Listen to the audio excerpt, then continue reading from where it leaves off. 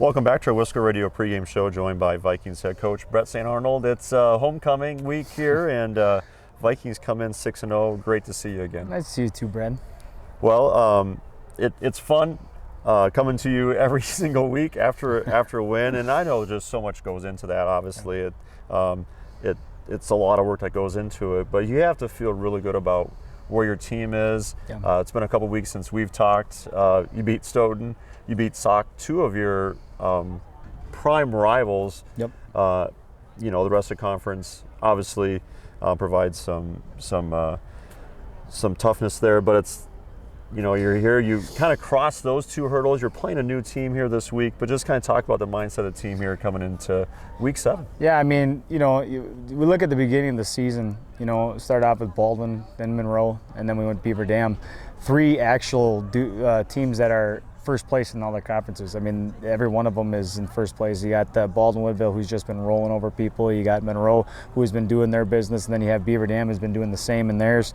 So we very possibly started off our season with 3 conference champs in other conferences, and so for us to be battle tested, it showed up in that Stoughton game, and it even showed up in the Sauk game in the first half. I mean, where our team's at right now, we have had challenges all season long with good teams.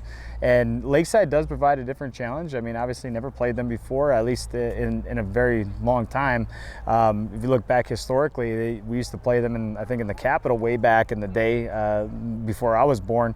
But looking at it now, different teams we're at. They were the split bag veer kind of situation, which we haven't seen in a long time. For me, I haven't seen it since 2017. Wilmot Union used to run that offense, so this is the first time seeing that. They provide their unique challenges, and I'm really excited about where the team is headed right now. We're a young offensive team to start the season. We're starting to develop and grow into ourselves. Defensively, we knew we were going to be pretty strong, but you can kind of see them taking over games right now, and for us, that's really exciting. But now watching that offense continue to grow, it's going to be very difficult for teams to really both focus in on OP, focus in on Chris. Like, it makes it very difficult, and we like straining the defenses like that, because even myself, I'm like, I don't know how I'd defend us. So I'm really happy with where we're at. I can't complain. There's nothing to complain as a head coach when you come in 6-0, but there are things that we have to shore up and fix up. I mean, every single week you look for things that you got to get better at, and there's some areas that we really need to improve on. You want to be playing your best ball week 7. You want to be playing your best ball week 9, 10, 11, 12, 13, and 14.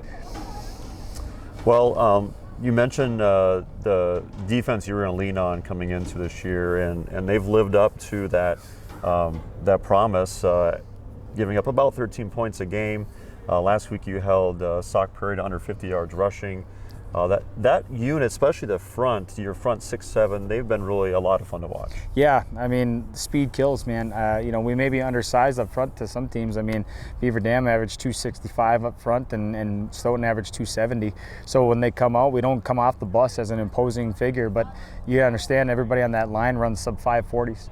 And they're all strong. You're talking about kids who all bench almost 300 pounds across the entire board there, and they squat over north of 400. So these are strong kids. These are fast kids. And when you're talking about speed and you're talking about mixing that in with strength, I mean, that's a lot of good stuff for us. I think that it actually presents a unique mismatch with some bigger size guys who may not be able to move as well. Not saying that they all don't move well, just know that our kids are really move well side to side and horizontally too, and laterally. And I just messed it all up, but the point I'm trying to make, and I think that for us has played a really nice key. But then we got 3 really nice linebackers behind them who all equally, again, are just as fast and can fly the football and love to hit. When you got 6 guys that like to just stick their nose in and do the dirty work, it makes it really hard on opposing offenses. Well, look at the other side of the ball. Obviously, you're putting the points up, and you've got some dynamic playmakers. Maybe just talk about the growth of the offense. You mentioned it was the side of the ball that needed to come along a little bit slower. They weren't quite there yet.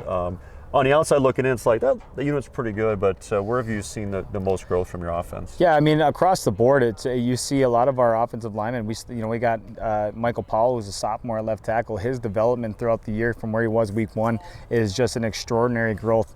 Graben, same thing, needed to take some steps, and in that Monroe game, you just saw him take just one giant quantum leap forward, and he hasn't turned back. He just keeps developing.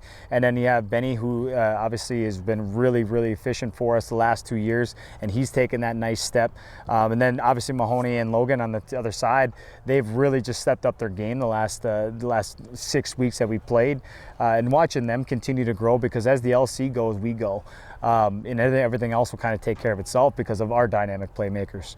I think Brooks coming in, obviously a young quarterback who, his first varsity starts and stuff, he needed to settle into the speed of the game, and I think he's starting to settle into that speed. I think he's starting to see things better, and when he starts seeing things better, I think it's really starting to open up the holes in our offense. I mean, for us to see things and be able to make big plays, and he's been doing that. But then the come along of OP.